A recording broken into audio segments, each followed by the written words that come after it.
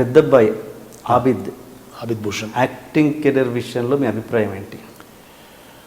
అంటే అభిప్రాయం ఏం లేదండి. పాపం ఏంటంటే ఇప్పుడు ఇవాళ రేపు ఉన్న ఇండస్ట్రీలో ఉండే సిచ్యువేషన్స్ ఏమైందంటే, ఫస్ట్ పాపం అతను ఏంటంటే అతను బీటెక్ చేశాడు, ఇంజనీరింగ్ చదివాడు, చిన్నప్పటి నుంచి యాక్టింగ్ చేస్తున్నాడు అబ్బాయి. చిన్నప్పటి నుంచి ఇప్పుడు ఎలాగో తాతగారు వీళ్ళందరూ జీన్స్ కాబట్టి ఆయన ఒక బొట్టు ఉన్నా కూడా చాలా అడిగి ఆ పెర్ఫార్మెన్స్కి చేస్తున్నాడు. Very hard working, very sincere అంటే అవన్నీ జీన్స్లో వస్తాయి అవి. కానీ ఏంటంటే ఇవాళ ఉన్న సర్కమ్స్టెన్సెస్ అతనికి పాపం హెల్ప్ చేయలేకపోతుంది. నేను కూడా ఫస్ట్లో ఏమన్నాడంటే టీవీ సీరియల్స్ నేను చేయలేను అన్నాడు. అప్పుడు నేను బాగా కొంచెం ఫేమ్లో ఉన్నప్పుడు టీవీ సీరియల్స్ నాకు వద్దు అనుకుని తను పాపం అలా స్టబ్బన్గా ఉన్నాడు. ఎందుకంటే టీవీ సీరియల్స్ చేస్తే మళ్ళీ సినిమాలో తీసుకోరు అని అతను. సో నేను దాన్ని గౌరవించాను. సినిమాలకు వెళ్ళాడు. సినిమాలకు వెళ్తే ఏమవుతుందండి, ఇప్పుడు నాకు అంత బ్యాక్గ్రౌండ్ లేదు. ఇప్పుడు నాకు మీరు అన్నట్టు ఆ నలుగురు ఎవరు లేరు నాకు సపోర్ట్ ఆడి సినిమాలు తీసి చేయటానికి. సో దానివల్ల అతనికి పాపం స్టిల్ స్ట్రగుల్ చేస్తున్నాడు. లెట్స్ హోప్ మంచిగా రావాలి. నాకైతే ఇప్పుడు అతను చేయట్లేదని నాకు అసలు బాధ అయితే అస్సలు లేదండి, అదేం లేదు.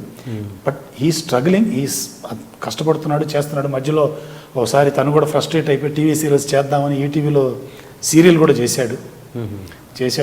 అంతా చేశాడు. తనకి టైం రావాలి, ఇప్పుడు కరెక్ట్ టైం వస్తుంది అని ఎదురు చూస్తున్నాం. అంటే మీరు ఇన్ని స్ట్రగుల్స్ ఇవన్నీ చూసిన వాళ్ళు కదా, మరి ఎలాంటి సజెషన్స్ ఇస్తుంటారు, ఎలా గైడ్ చేస్తుంటారు? ఇప్పుడు యాక్టింగ్ మనకి పనికి రాదురానో లేదా ఎలాంటి సజెషన్? పనికి రాదని చెప్పలేను, ఎందుకంటే తను బాగా చేస్తాడు. ఏంటంటే ఇప్పుడున్న సిస్టంలో అతను ఇప్పుడు నేను అతన్ని తీసి నేను ప్రమోట్ చేసుకోవటానికి నా దగ్గర లేదు. చాలా ఆఫర్స్ అతనికి వచ్చాయి. ఎలాంటి ఆఫర్స్ వచ్చాయంటే, పబ్లిసిటీ మీ నాన్నను పెట్టుకోమను, లేదా ఎడిటింగ్ సెటప్ అంతా మీ నాన్న చేయమను, లేదంటే కెమెరా ఎక్విప్మెంట్ మీరు పెట్టుకోండి, ఇలాంటి ఆఫర్స్ వచ్చాయండి. అది మా అబ్బాయి ఫస్ట్ నుంచి వాడు చాలా స్టబన్గా ఉన్నాడు. అలాంటి ఆఫర్స్ అయితే నాకు అక్కర్లేదు, నా మెరిట్ మీద నాకు ఇచ్చేటట్టుగా ఉంటే నాకు ఇవ్వండి అని వాడు ముందు నుంచి ఆ విషయంలో స్టబన్గా ఉన్నాడు అతను. సో దానివల్ల కొంచెం డిలే అవుతుందేమో మరి. అండ్ చిన్నబ్బాయి ఏం చేస్తున్నాడండి? చిన్నబ్బాయి విజువల్ ఎఫెక్ట్స్ నేర్చుకున్నాడండి అబ్బాయి. ఫస్ట్ ఇక్కడ పద్మాలయ, తర్వాత పిక్సలాయిడ్, తర్వాత ప్రైమ్ ఫోకస్, సీజీ ట్రిక్స్ అనే చోట ఈ 4 కంపెనీస్ చేశాడు. విజువల్ ఎఫెక్ట్స్ సూపర్వైజర్గా చేశాడు. చాలా ఫిలిమ్స్ వర్క్ చేశాడు. ఇప్పుడు చెన్నైలో అక్కడ చేస్తున్నాడు అబ్బాయి విజువల్ ఎఫెక్ట్స్. ఓకే. మీరు అంటే పెద్ద అబ్బాయి పెళ్లి కాకుండా చిన్న అబ్బాయికి పెళ్లి చేశారు, ఏంటి పర్టికులర్ రీజన్?